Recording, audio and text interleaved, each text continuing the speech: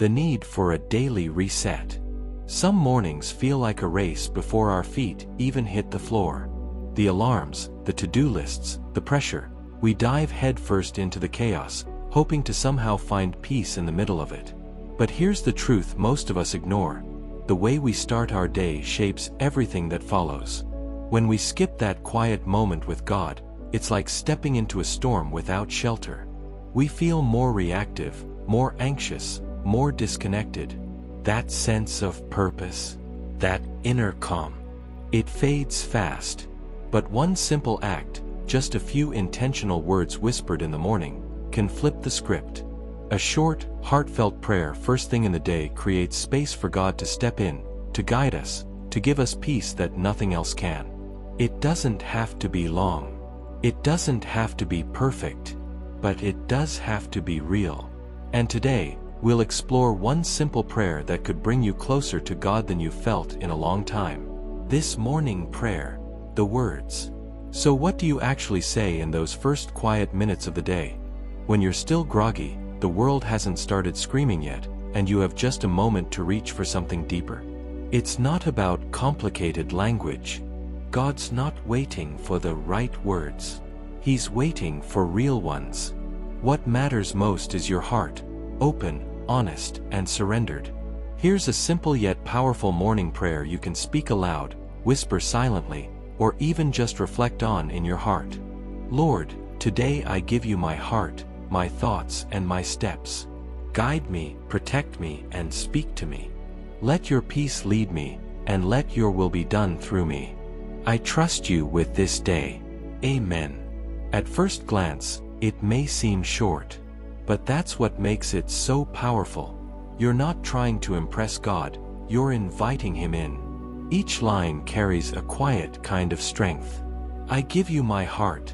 That's you letting go of control. Surrendering your worries, your ambitions, your pain. It's saying, I want you at the center today, not my fear or pride. My thoughts and my steps. That's deeper than it sounds. You're asking God to shape not just what you do, but how you think. It's an invitation for Him to influence every decision, every reaction, every moment. Then comes, guide me, protect me, and speak to me.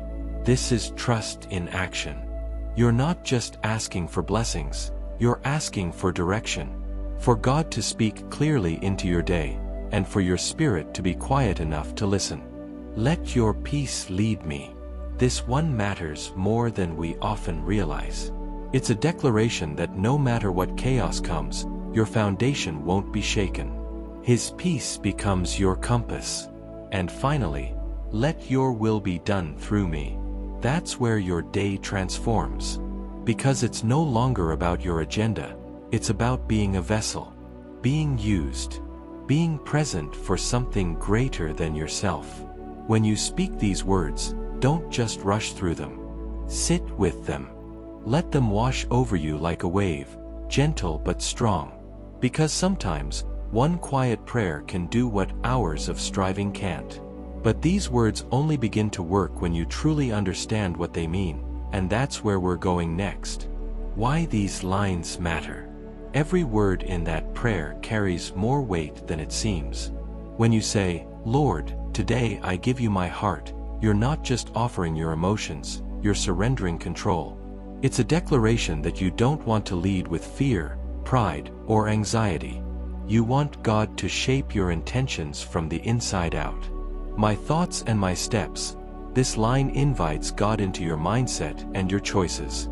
It's a way of saying, I don't just want to look like I have it together, I want to walk in truth. When you ask Him to guide, protect, and speak, you're doing something bold. You're asking not just for safety, but for direction. You're telling God you're listening, and you trust what He'll say.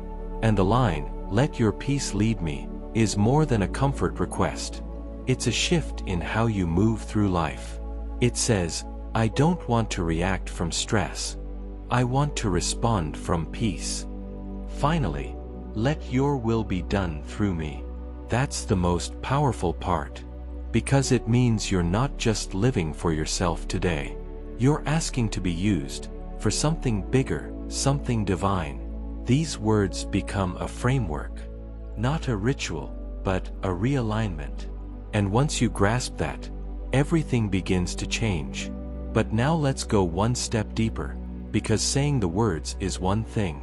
Feeling them in your spirit is where the real transformation begins. Feel it in your heart. It's one thing to say a prayer. It's another thing to live it. But the first real transformation begins when you feel it. This isn't about performance. You're not auditioning for God's attention. He's already watching. He's already near. The question is, will you let Him in? Take a moment. Close your eyes. Let the distractions fade. Breathe in slowly, and imagine the presence of God filling the room around you, not in thunder, not in fire, but in stillness. Picture light pouring in through a window, gentle, warm, and calming. That's His peace. Let it settle on your shoulders like a soft covering. You're not alone. You never were. When you whisper, "Guide me," don't rush it. Imagine God gently taking your hand, not pulling you, not pushing you, just walking beside you, step for step, nudging you away from things that will steal your peace and toward what will heal your soul. When you say, "Let your peace lead me," don't just repeat the words. Breathe them. Let them soften the tight places in your chest. Let them quiet the anxious thoughts racing through your mind. That peace isn't something you earn. It's something you receive. And when you pray, "Let your will be done through me," take a moment to reflect on how incredible that is, God choosing you to be part of His plan today. Not because you're perfect, but because He sees your heart and He knows your potential. This isn't a script. It's not a checklist. It's a conversation, a connection, a moment that can align your heart with heaven before the world even wakes up. Feel the prayer. Let it soak in. Let it reach the parts of you you usually keep hidden. That's where real change begins. Because the peace you experience right here, right now, was never meant to stay in this moment. It's meant to go with you, carrying that peace forward. That moment you felt during the prayer, that calm, that closeness, it wasn't just meant for the morning. It was meant to walk with you through the entire day. But let's be honest. The peace we feel in stillness can disappear fast. A text message, a headline, a frustrated voice, and suddenly we're back in survival mode, tense, reactive, overwhelmed.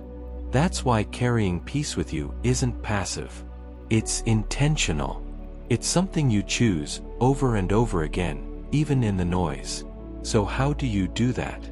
First, anchor yourself in the morning prayer. Not just as words you say, but as truth you live. When you say, "Guide me," carry it into your meetings, your errands, your conversations. Let it echo in the back of your mind when you're unsure what to say or how to respond. And when life pushes your buttons, and it will, pause. Take a breath. Whisper to yourself, "Let your peace lead me." Not out loud if you're in public. Just quietly, under your breath, or even in your heart. You'd be surprised how that one line can pull you back into alignment with God's presence. Turn moments of stress into invitations for stillness. Instead of reacting in anger, take a breath and remember that prayer. Instead of spiraling in anxiety, stop and remember, "I trust you with this day." Even simple, daily moments become sacred when you carry God into them. Standing in traffic? That's a moment to reconnect. Waiting in line? Another chance to reflect. Feeling overwhelmed? Close your eyes and repeat one line from the prayer. Sometimes, that's all it takes to shift your spirit.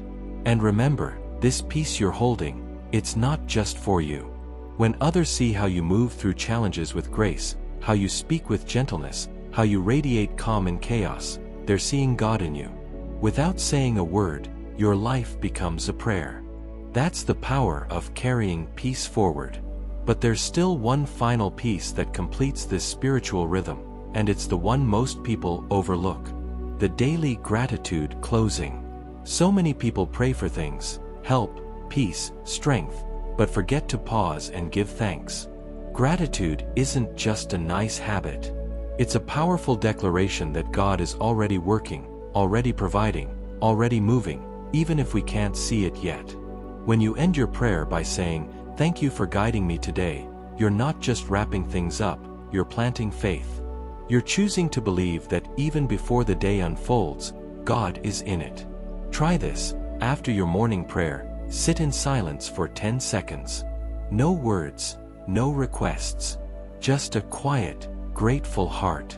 Thank Him for the things you'll see, and the ones you won't. Gratitude softens your spirit. It rewires your thoughts. And most of all, it deepens your connection with the one who's been walking with you the whole time. So now that you know the words, the meaning, the feeling, and the follow-through, there's one question left. Will you actually pray it tomorrow morning? Because what happens next might just change everything. Challenge and reflection. You've just learned a simple morning prayer, but don't let it stop here. This isn't just another video.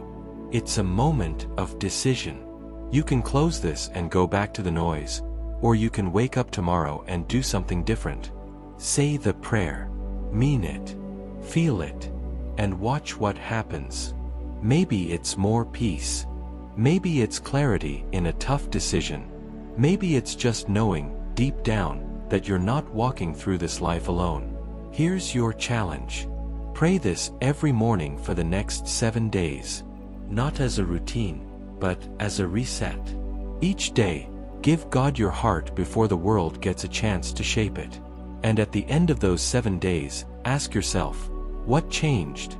If even one part of your heart feels closer to Him, then you've already won.